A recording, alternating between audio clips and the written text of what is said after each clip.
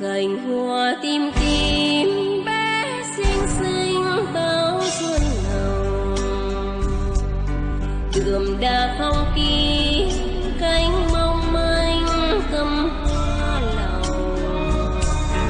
Hà Nội chờ đón Tết vang bao người đi, liễu ru mà chi đêm tân xuân bướm sao long lanh, hoa mai rơi rủ nhau nơi phương xa.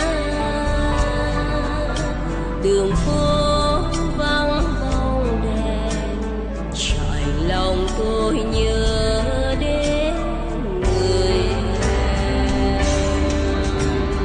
Tôi có người em gái, tuổi chớm dâng hương, mắt nồng rộn ý yêu thương.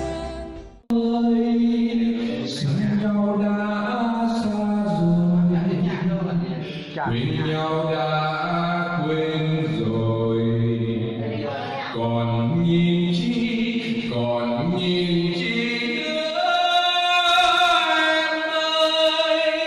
Nước mắt đã buông rơi theo tiếng hát qua đời.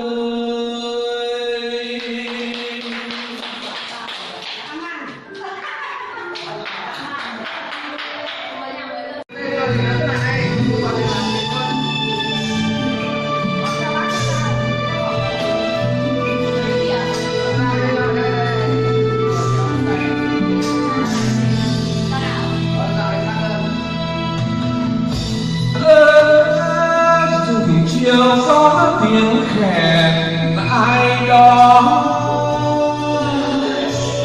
khèn hát lên những lời mong chờ. Đường đi về rừng, đường đi xuống núi, trời chỉ có sao sớm sao chiều, núi chỉ có hai người yêu nhau. Đường đi về rừng, đường đi xuống núi, trời chỉ có sao sớm sao chiều, núi chỉ có hai người. Bạn không nghe nổi gì nữa.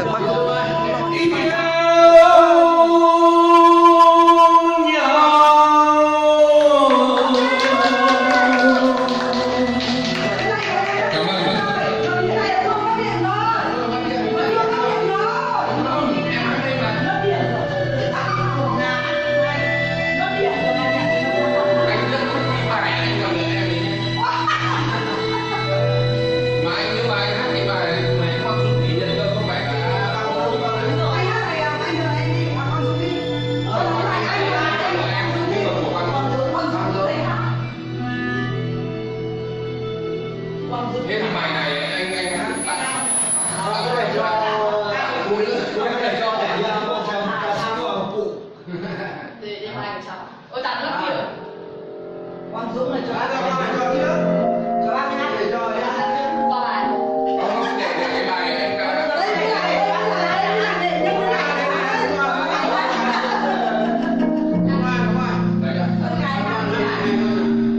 Xã số phấn với chị hát để cháu. Hát thôi đi đây. Thế con phải đứng là kia sợ rú đấy. sát vào câu hoa. Được một lần nói ra tất cả hay vì mỗi lần nghe về anh đã đôi mang lỡ lành.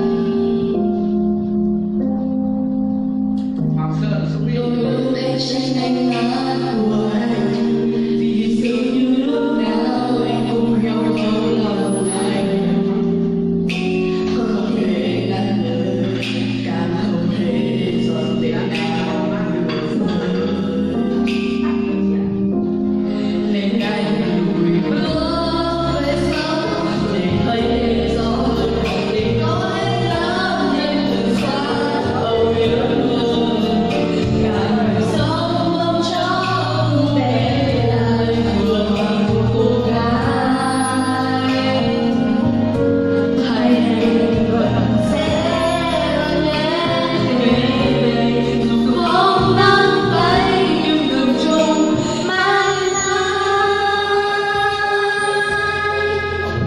và từ ấy anh hát anh hồn nhiên đến làng.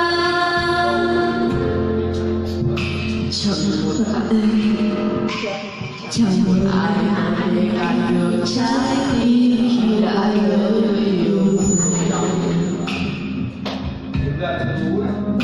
Đừng ai càng ngàn tôi trong chuyện buồn xuôi yêu không có lối.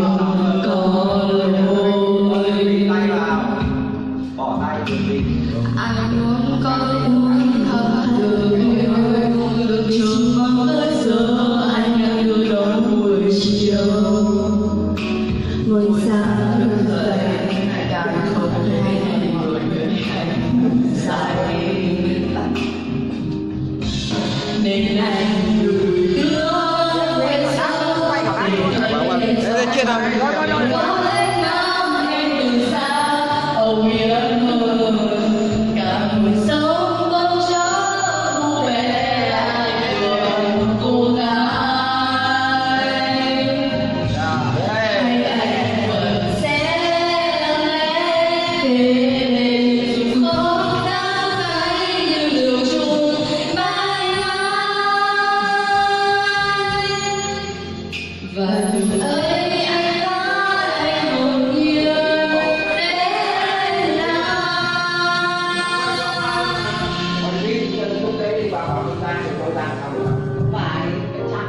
Không phải đó thì